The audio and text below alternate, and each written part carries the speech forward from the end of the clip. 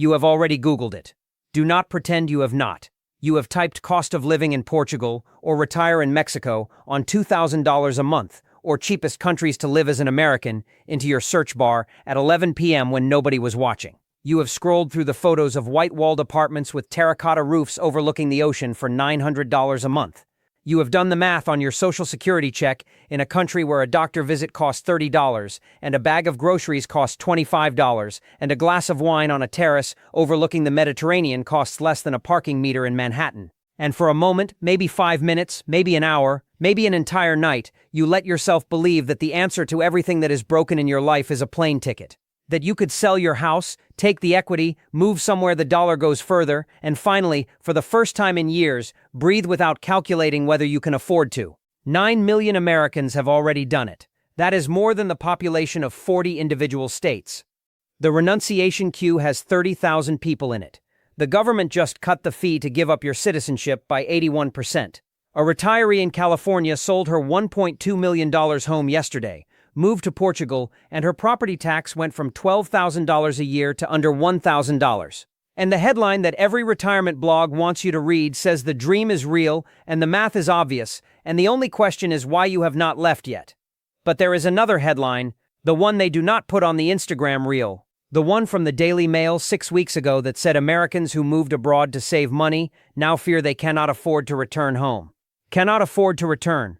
The house they sold for $500,000 is now listed at $680,000. The savings they moved overseas are shrinking because the dollar is weakening. Medicare, the insurance they paid into for 40 years, does not work outside the United States. A medical evacuation costs $300,000. The IRS follows them to every country on earth. Foreign banks are refusing to open accounts for Americans. Thousands of Mexicans marched through Mexico City on July 4th, carrying signs that said, "Gringos, stop stealing our home." And 30.9% of expats say the worst part of leaving was the loneliness they did not expect and cannot fix. This video is going to show you what happens after you leave. Not the first 6 months when everything is new and cheap and beautiful, the part that comes after. When your mother gets sick and you are 4,000 miles away. When your visa renewal gets denied and you have 30 days to leave the life you built. When the paradise that was affordable 3 years ago costs 40% more because you and every other American drove the prices up by being there. And when you open Zillow and realize that the country you left will not take you back at any price you can pay. Before you buy that ticket, watch this video, because the door you are about to walk through locks behind you, and nobody on the other side is going to tell you that until it is too late. 9 million Americans have already left the country. The renunciation queue has 30,000 people in it, and the government just made it cheaper to give up your citizenship than to renew your passport. The State Department estimates that approximately 9 million American citizens are living abroad. 9 million. That is more than the population of 40 individual states, more people than live in New Jersey, more than Virginia, more than Arizona. A population large enough to be the 11th largest state in the Union if it were a state, except it is scattered across 190 countries and most of them are never coming back. And the number is accelerating. Inmen, one of the largest real estate publications in the country, published a report 3 weeks ago documenting that in the first quarter of 2025 alone, 1,285 Americans formally expatriated. That is a 102% increase compared to the same quarter the year before, double in 1 quarter. And that number only captures the people who went through the legal process of renouncing their citizenship at a U.S. embassy. It does not count the millions who simply left, let their lives in America expire, and started new ones in Lisbon or Medellin or Chiang Mai without ever filing the paperwork. And the queue to renounce is now so long that more than 30,000 people are waiting for an appointment. 30,000 Americans standing in a virtual line to formally tell their own government that they no longer want to be citizens. And on April 13th, the State Department made that decision easier. They reduced the renunciation fee from $2,350 to $450. That is an 81% price cut. It now costs less to give up your American citizenship than it costs to renew a 10-year passport, which runs $193 to $213 with processing fees and photos. Your government made it cheaper to leave than to stay. And the analysts quoted in the Inman report widely expect the fee reduction to accelerate the trend. And who is leaving? The Gallup poll from 2022 found that 15% of all Americans, roughly 50 million people, want to leave the United States permanently. A Harris poll from 2025 found that more than 26% of baby boomers, the generation that controls the most wealth in American history, are considering moving abroad, and 6% are seriously contemplating it. 6% of 73 million boomers is 4.4 million people with the resources, the motivation, and the retirement timeline to actually do it. And Get Golden Visa published a white paper literally yesterday, titled The Great American Retirement Exodus. And inside it was a case study that describes the math driving the entire movement. A retiree in Long Beach, California sold a $1.2 million home and moved to the Algarve region of Portugal. Their annual property tax in California was $12,000. In Portugal, it dropped to under $1,000. Their private health insurance costs fell to 20% of U.S. rates. The analysis said for many, these numbers make migration an obvious financial decision. And Newsweek confirmed that monthly living expenses in the top retirement destinations are between 34% and 71% lower than in the United States. Boquete, Panama, $2,400 a month. The Algarve, $3,085. Puerto Vallarta, $3,305. Compared to the BLS average for Americans over 65 of $5,119 per month. The math is not ambiguous. The math is a one-way ticket. And 9 million Americans have already bought it, and 30,000 more are waiting in line to burn the return trip behind them. And the government just made the fire cheaper to light. They sold their homes to fund the dream, and now they cannot afford to buy back into the country. They left because the housing market they escaped kept climbing without them. The Daily Mail published a headline on April 20, 26, that should be required reading for every American who has ever fantasized about selling everything and moving abroad. The headline said Americans who moved abroad to save money now fear they cannot afford to return home. Cannot afford to return home. Not do not want to. Cannot afford to. That is the trap. And it is the trap that nobody who makes YouTube videos about the paradise of retiring in Portugal or the affordable beauty of living in Mexico ever warns you about. Because the retirement abroad pipeline works like this. You are 60 or 62 or 65. Your house in California or Florida or Texas or New Jersey has appreciated to $500,000 or $800,000 or $1.2 million. Your property taxes are crushing you. Your insurance doubled. Your healthcare costs are eating your savings. Your Social Security check does not cover your life. And you watch a video or read an article or talk to a friend who moved to Costa Rica and they tell you their rent is $800 a month and their doctor visit costs $30 and the weather is perfect and the food is fresh and you think, why am I still here? So you sell the house. You take the $500,000 or the $800,000 or the $1.2 million, you pay off your debts, you move abroad.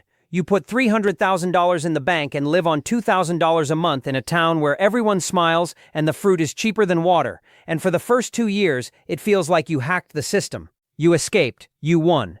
And then year 3 arrives, and something changes. Your mother gets sick in Ohio, your grandchild is born in Texas. Your best friend is diagnosed in Virginia. Your body starts aging and the hospital near you has excellent general care, but you need a cardiologist or an oncologist or a neurologist who speaks English and understands your medical history, and the nearest one is a 4-hour drive or a flight to a capital city or a medevac back to the United States. And you think, maybe I should go home. And you open Zillow. And the house you sold for $500,000 3 years ago is now listed at $680,000. The house you sold for $800,000 is $1.1 million. The $1.2 million house is $1.6 million. And your $300,000 in savings, which felt enormous in the Algarve, buys you nothing in the American housing market. Not a house.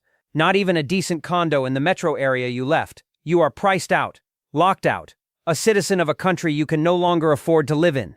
And the lock-in effect we discussed earlier. The 80% of homeowners sitting on sub-6% mortgages who refuse to sell has compressed the inventory so severely that even if you had the money, there is nothing available. JP Morgan estimated the shortage at 2.8 million units, and the worst affordability picture in recorded U.S. housing data according to Via Block means that even Americans who never left cannot afford to buy.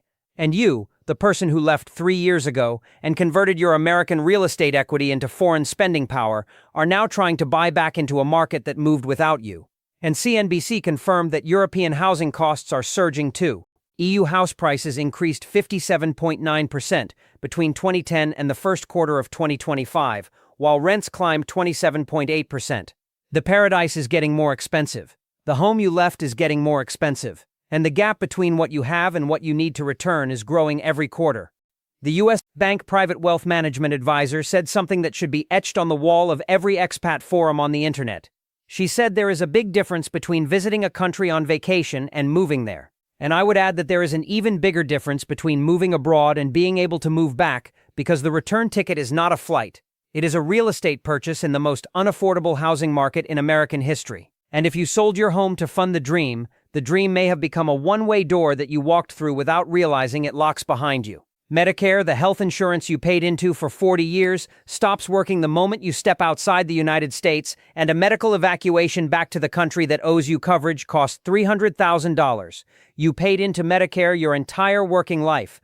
Every single paycheck you ever earned had 1.45% taken out of it before you ever saw the money. Your employer matched it. Over a 40-year career, you and your employer contributed tens of thousands of dollars into a system that was supposed to cover your health care in your old age. And the moment you retire abroad, that system stops working. Completely. Medicare Part A and Part B do not cover healthcare services outside of the United States.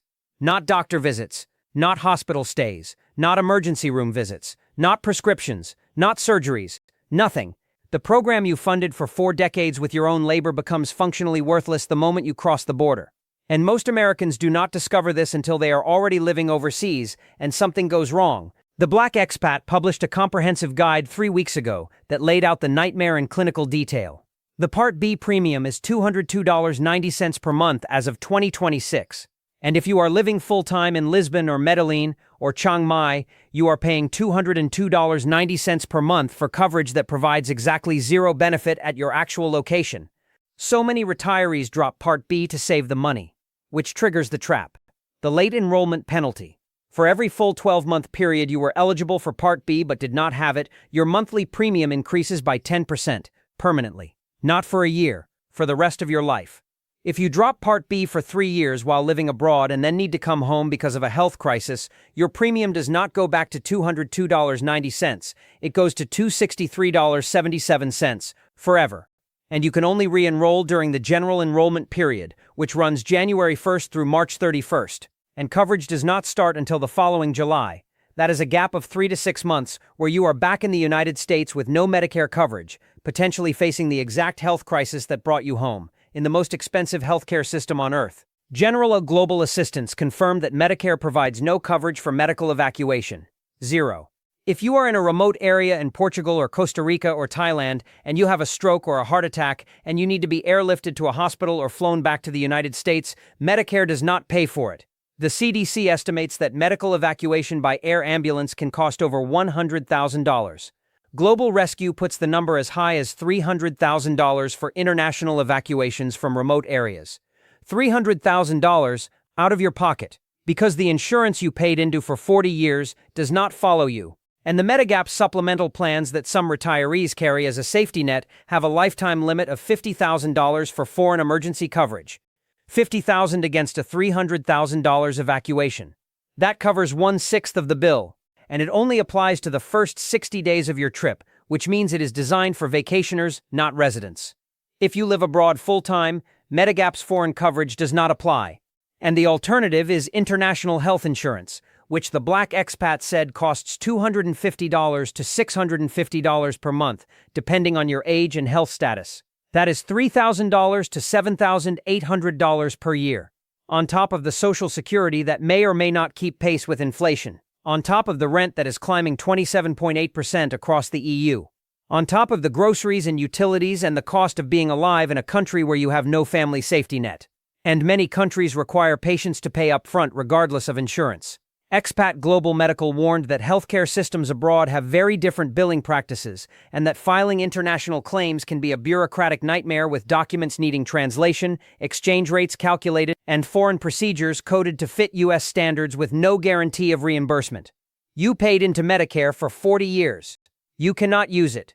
If you drop it, you are penalized forever. If you keep it, you are paying $200 a month for nothing. If you need evacuation, you owe $300,000. And the paradise that was supposed to be affordable just got a medical bill that can wipe out your entire retirement savings in a single ambulance ride. Nobody puts that on the Instagram reel. The IRS is the only tax authority on earth that taxes its citizens no matter where they live, and the compliance nightmare of filing from abroad has caused foreign banks to refuse to open accounts for Americans. The United States and Eritrea. Those are the only two countries on the planet that tax their citizens on worldwide income regardless of where they live. Every other country in the world uses territorial taxation, meaning they only tax income earned within their borders. If a French citizen moves to Portugal and earns money in Portugal, France does not tax it. If a German citizen moves to Costa Rica, Germany does not tax their Costa Rican income. But if an American citizen moves anywhere on earth and earns a single dollar, the IRS expects a tax return and potentially a tax payment. Even if you have not set foot in the United States in 10 years, even if you earn your entire income abroad, even if you pay taxes to the country you live in, you still owe the IRS a filing and potentially money. And the compliance infrastructure that the U.S. government built to enforce this is a weapon aimed directly at the Americans who left. In 2010, Congress passed FATCA, the Foreign Account Tax Compliance Act. FATCA requires every foreign financial institution in the world to report the account balances and activity of any American citizen holding an account. Every bank, every brokerage, every investment firm, in every country. If they do not comply, the United States withholds 30% of their U.S.-sourced income as a penalty. That means a bank in Portugal that has one American retiree as a customer faces the choice of either spending hundreds of thousands of dollars building a compliance system to report that customer's account to the IRS, or losing 30% of their American investment income. And for small and mid-sized banks, the math is simple. They close the American's account, they refuse to open new ones. And the American retiree who moved to the Algarve to enjoy a cheaper life discovers that 3 banks in their new town will not do business with them because of their passport. This is not theoretical. Tens of thousands of Americans abroad have reported being turned away by foreign banks or having their accounts involuntarily closed because of FAT. And on top of FATCA, there is the FBR, the Foreign Bank Account Report. If the combined value of your foreign accounts exceeds $10,000 at any point during the year, you must file FinCEN Form 114 with the Financial Crimes Enforcement Network, not the IRS, a separate federal agency, with separate deadlines. And the penalty for failure to file an FBR is $10,000 per violation for non-willful failure and up to $100,000 or 50% of the account balance for willful violations per account, per year. That means a retiree in Mexico who has a checking account, a savings account, and a small investment account and forgets to file the FBR or does not know it exists can face $30,000 in penalties in a single year for a paperwork error. And the Freedom for All Americans Guide, published 1 week ago, confirmed that the foreign earned income exclusion for 2026 is $132,900, which helps if you are earning income abroad. But it does not help retirees who are living on Social Security and investment income, because Social Security is not foreign earned income, and investment income is not earned income. So the exclusion that is supposed to prevent double taxation does not apply to the income that most retirees actually receive. And the tax treaty situation is a patchwork. The U.S. has totalization agreements with about 30 countries that coordinate Social Security and prevent double taxation. Portugal, Spain, Mexico, Italy, France, Greece, and the UK all have helpful treaties, but Panama, Costa Rica, Thailand, Serbia, and Bosnia do not.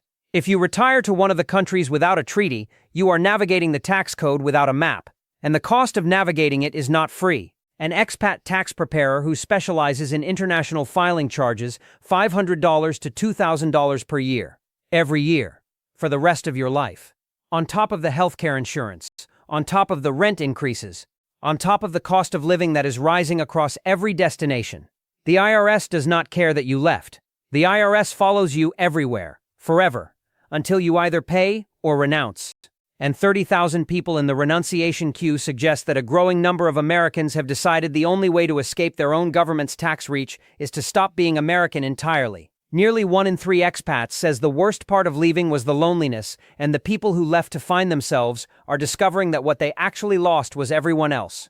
Remitly, one of the largest international money transfer platforms in the world, published a study analyzing the experiences of 2,873 expats and documenting more than 7,000 individual regrets. And the number one regret, the one that beat out cost of living and employment and bureaucracy and every other practical concern, was homesickness. 30.9%.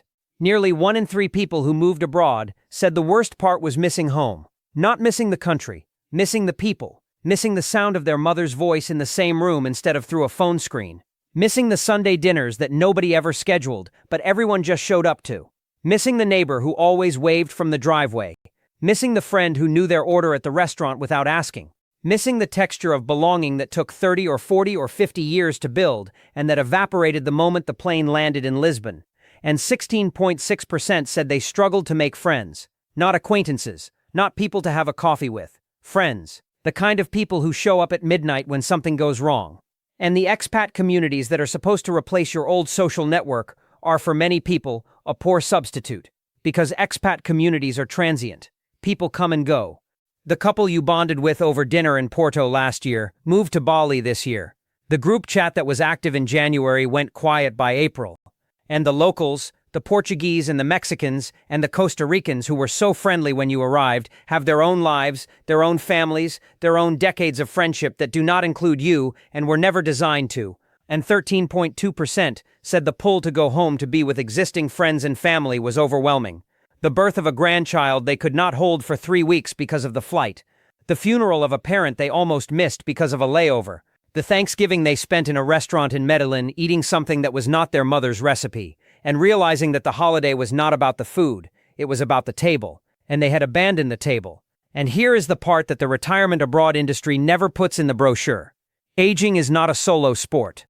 When you are 62 and healthy and energetic, moving to a beach town in the Algarve feels like liberation. When you are 72 and your knees ache and your vision is fading, and you fell in the shower last week and laid there for 20 minutes before you could get up, and the nearest person who loves you is 4,000 miles away, that same beach town feels like exile. The AARP has documented that social isolation among older adults is associated with a 50% increased risk of dementia, a 29% increased risk of heart disease, a 32% increased risk of stroke, and higher rates of depression, anxiety, and suicide.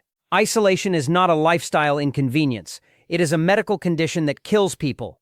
And the retirees who moved abroad to improve their quality of life are in many cases accelerating their decline by removing themselves from the social infrastructure that was protecting them. The daughter who checked in every Tuesday, the son who mowed the lawn on Saturdays, the church group, the bowling league, the book club, the neighbor who noticed when the lights did not come on.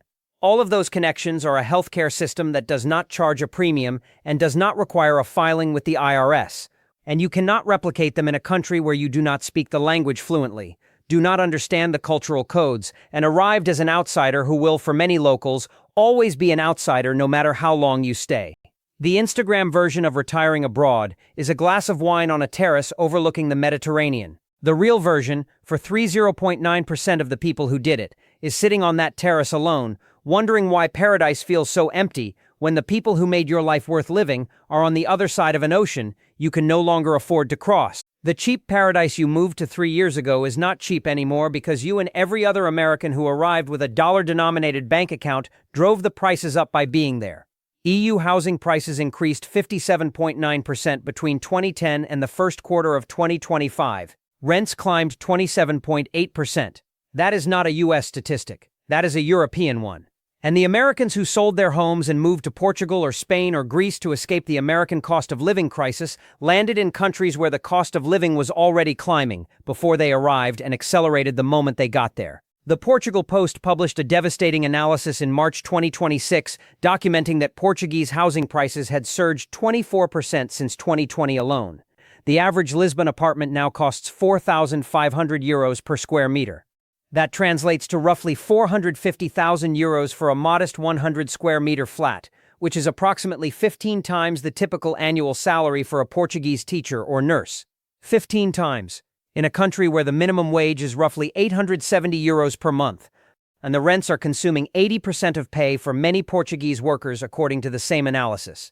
And Portugal is not unique. The cost of paradise is surging everywhere Americans have landed. In Mexico, rents in the Roma and Condesa neighborhoods of Mexico City have doubled or tripled since 2020, priced by American remote workers earning U.S. salaries and paying in dollars that go twice as far as pesos. In Costa Rica, the affordable beach towns that International Living was recommending 5 years ago now charge $1,200 to $1,800 a month for a decent apartment, up from $600 to $800. In Thailand, The Chiang Mai digital nomad corridor has seen rents climb 40 to 60% since the pandemic influx.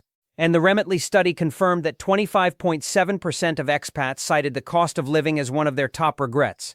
A quarter of the people who moved abroad specifically to escape high costs discovered that costs followed them, because the thing that made these places cheap was the absence of people with money. And the moment people with money arrive, whether they are Americans or Europeans or anyone else with a strong currency and a remote paycheck, the local economy reprices around the new purchasing power. The landlord who was charging a local family €400 a month discovers that an American will pay $900, so the next lease goes to an American. And the local family moves further from the city center, and the restaurants raise their prices because the clientele can afford it. And the grocery stores near the expat neighborhoods start stocking imported goods at imported prices. And the affordable paradise gentrifies into a more expensive version of itself, one that still costs less than New York or San Francisco but no longer costs what the blog post from 2019 promised. And the retiree who budgeted $2,000 a month based on a 3-year-old cost estimate discovers that $2,000 is now $2,600 and will be $3,100 in 2 more years if the trajectory continues. And the savings buffer that was supposed to last 20 years now lasts 14. And the math that made leaving America an obvious financial decision becomes the math that makes staying abroad a slowly tightening noose. You did not escape the cost of living crisis. You exported it. You carried it with you in your bank account and your purchasing power and your willingness to pay more than the local population could afford. And the paradise that was cheap because its people were poor became expensive because you arrived and bid up the price of everything around you.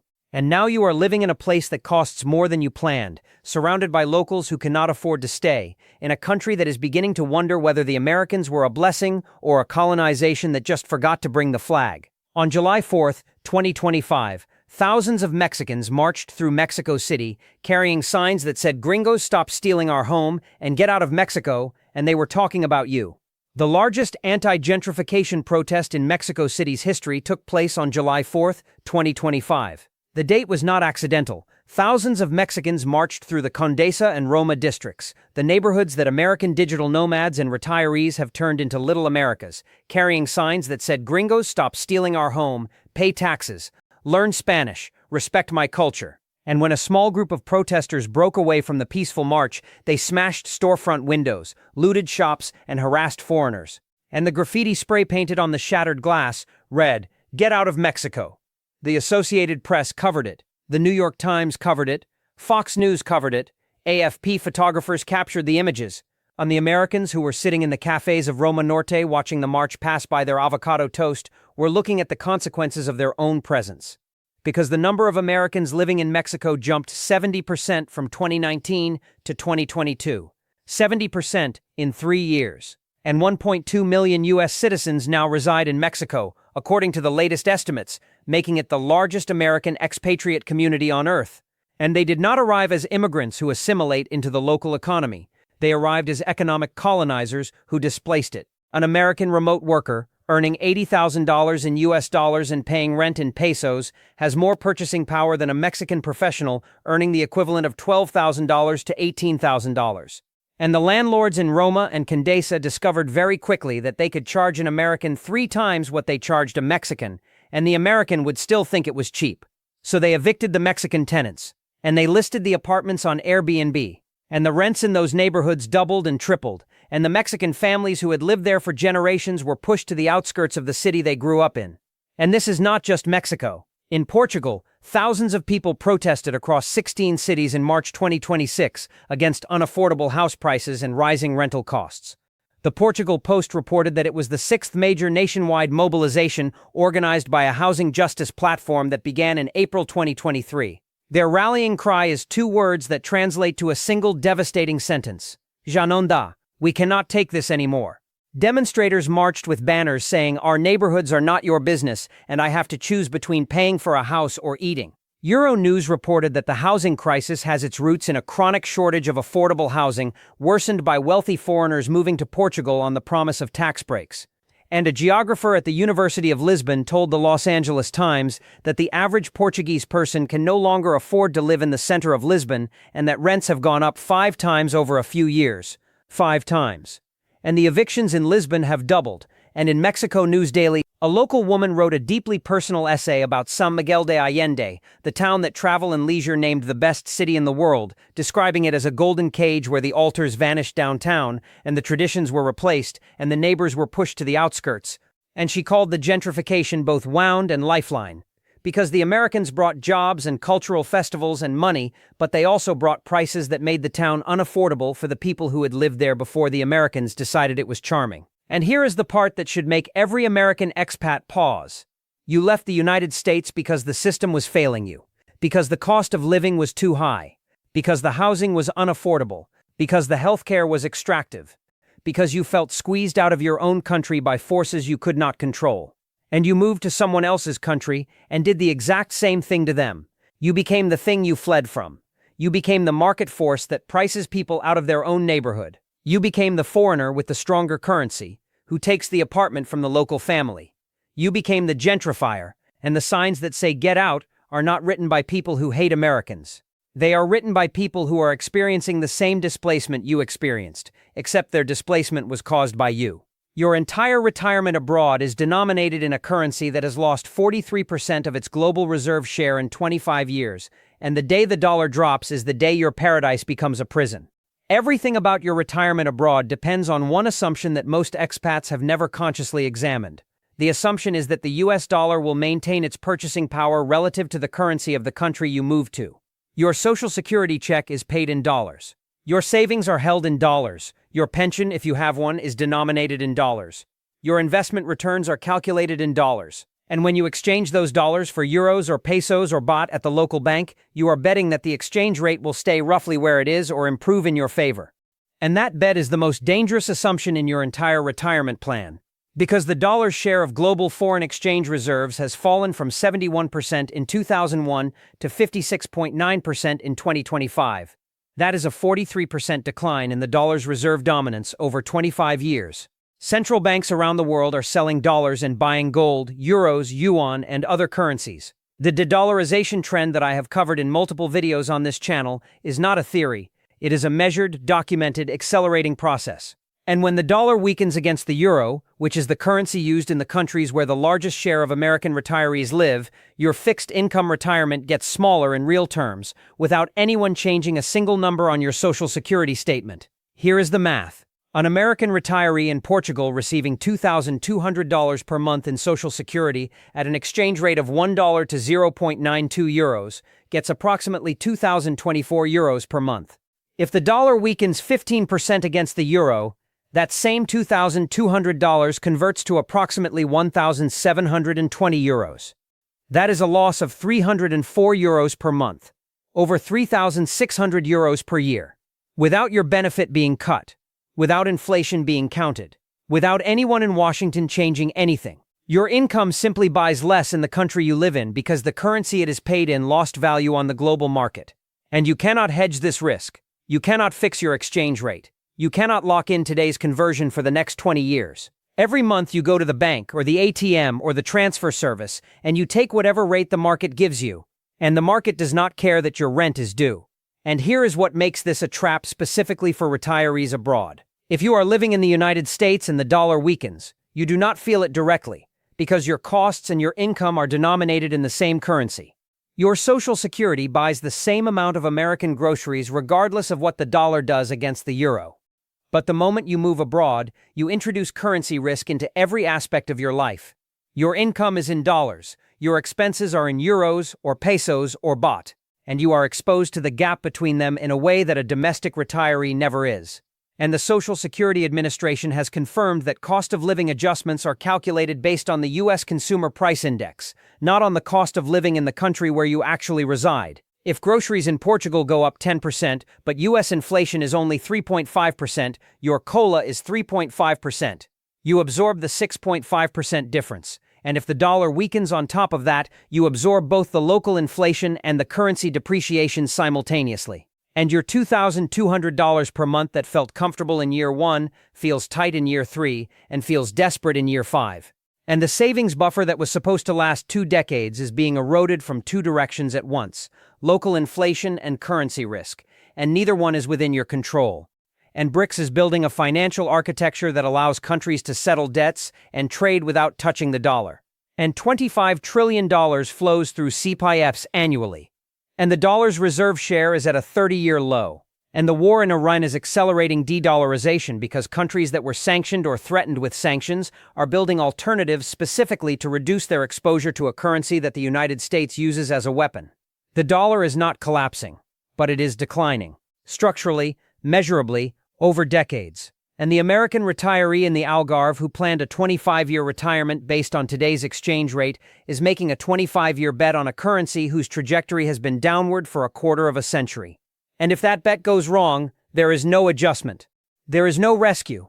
There is just a smaller number on the ATM receipt every month, and a paradise that gets a little less affordable with every withdrawal, and a door back to America that is already locked because you sold the house. You have no constitutional rights in the country you moved to, and the visa that lets you stay can be revoked, rewritten, or eliminated by a government you cannot vote for and did not elect. Portugal eliminated its golden visa program for real estate in 2023. One announcement: no transition period for people who were in the middle of applying. Thousands of Americans and other foreigners who had been planning their retirement around that visa, who had toured properties, hired lawyers, opened bank accounts, and begun the process of building a life in a country that had actively recruited them, were told overnight that the door was closing. And Portugal is not the only country that has pulled the rug. Thailand has repeatedly modified its retirement visa income requirements, raising the minimum monthly income threshold from 65,000 baht to 80,000 baht and back again, changing the documentation requirements, altering the health insurance mandates, and creating a level of uncertainty that makes long-term planning impossible. Costa Rica raised its retirement visa income requirement. Panama modified the terms of its pensionado program. Ecuador, which was a top 10 retirement destination a decade ago, experienced political instability that sent crime surging and caused multiple expat communities to contract. And here is the fundamental truth that no retirement abroad blog wants to say out loud. You are a guest. You are not a citizen.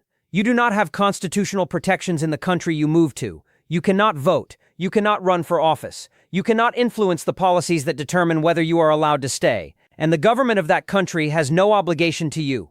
It owes nothing to you. It invited you because your dollars were useful. And the moment your dollars become less useful, or the political climate shifts, or the housing protests get loud enough that the government needs a scapegoat, you are the most convenient target. Because deporting an American retiree is politically costless. No domestic constituency will object. No local voter loses a friend. And the politician who announces a crackdown on foreign property ownership, or a new tax on non-resident income, or a tightening of visa renewal requirements gets applause from the same crowds that were marching through Condesa with signs that said "Get out," and you have no recourse. You cannot sue under the First Amendment because the First Amendment does not exist in Mexico. You cannot invoke the 14th Amendment's Equal Protection Clause in Portugal because the Portuguese Constitution does not include it. The legal protections that you took for granted your entire life, the ones you did not even realize you relied on until they were gone, stop at the American border, and the visa renewal process, which most retirees describe as routine, can become a weapon at any time. A new administration, a new policy directive, a new interpretation of an existing rule, and the stamp in your passport that says you can stay for another year simply does not appear, and you are given 30 days to leave. And the home you built, the friends you made, the routine you established, the life you created over 5 or 7 or 10 years, all of it disappears because a bureaucrat in a government office you have never visited decided that the policy changed. And this is not hypothetical. Americans in multiple countries have reported visa renewal delays, denials, and sudden changes in documentation requirements. The expat forums are filled with stories of people who had been living abroad for years and were suddenly told that their paperwork was insufficient, their income proof was outdated, or their health insurance did not meet the new requirements.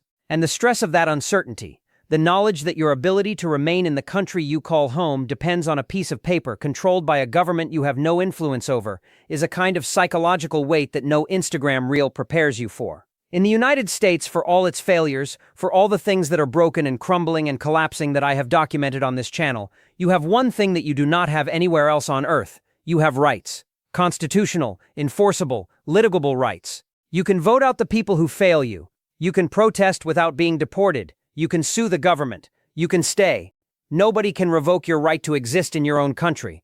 And the Americans who moved abroad gave up that security for a lower cost of living without fully understanding what they traded away. They traded the right to stay for the permission to be there, and permission can be withdrawn at any time, for any reason, by anyone. Running away from a collapsing country does not fix the country, and the people who stay and build are the ones who will decide what America becomes next. I understand why people leave. I have spent months on this channel documenting every crack in the foundation of this country. The debt, the war, the gas prices, the collapsing infrastructure, the healthcare that bankrupts you, the housing you cannot afford, the jobs that do not pay enough, the schools that are losing buses, the fire departments that are rationing diesel, the pharmacy shelves that are thinning, the insurance that has become a fantasy. I have seen every data point. I have read every study. I have sat with the numbers until they stopped being numbers and started being faces. And I understand deeply and without judgment why a 63-year-old woman in Long Beach sells her house and moves to the Algarve. She is not running from America. She is running from the math. And the math said go. But I need to say something to the people who are watching this video and thinking about doing the same thing. Running does not fix what is broken. The 9 million Americans who left are 9 million people who will not vote in the next school board election, who will not show up to the city council meeting about water infrastructure, who will not volunteer at the food bank, who will not check on the elderly neighbor, who will not coach the Little League team, who will not organize the block party, who will not run for local office, who will not be the person who stays when staying is hard, because staying is the thing that holds a community together. And the communities they left behind, the ones that were already losing tax base and population and institutional knowledge and social cohesion, got weaker the moment they walked out the door. And the country that was collapsing under the weight of its own failures lost 9 million of the people who could have helped rebuild it. And I am not saying this to shame anyone who left. I am saying it because the people who stay are the ones who matter now. Not because they are braver, not because they are better, because they are here. And the country does not belong to the politicians who ruined it, or the corporations that extracted from it, or the billionaires who bought pieces of it. The country belongs to the 321 million people who are still inside it. And those 321 million people are going to decide, through their actions in the next 5 to 10 years, whether this country recovers or whether it continues its descent into a place that only works for the people at the top. And the things that will determine that outcome are not grand. They are not dramatic. They are not the kind of things that make headlines or trend on social media. They are small. They are boring. They are local. A person who learns to grow food in their backyard. A person who pays off their credit card and refuses to borrow again. A person who shows up to a school board meeting and asks where the bus funding went. A person who starts a neighborhood tool library. A person who learns plumbing or welding or carpentry because the post-imperial economy will need those hands more than it needs another app. A person who knocks on the door next to theirs and says, I live here, my name is this, and if you ever need anything, you can knock on mine. That is what rebuilding looks like. It does not look like a hashtag. It does not look like a protest. It does not look like a plane ticket to Lisbon. It looks like the hardest, most unglamorous decision a human being can make. The decision to stay in a place that is failing and to build something inside of it that does not need the failing system to survive. The American retirees who moved to Portugal are not wrong about the math. The math is brutal. Everything I have shown you on this channel confirms that the math is brutal. But the answer to brutal math is not escape. The answer is building a life that can survive the math, a life rooted in community, in skill, in self-reliance, in the understanding that the systems are contracting and the people who build local resilience are the ones who thrive when the national systems fail, empires end, countries survive. And the people inside those countries who refuse to leave, who refuse to give up, who chose to build instead of run, are the ones who write the next chapter. You can be one of them, or you can watch from a terrace in the Algarve while someone else decides what your country becomes. The choice is yours.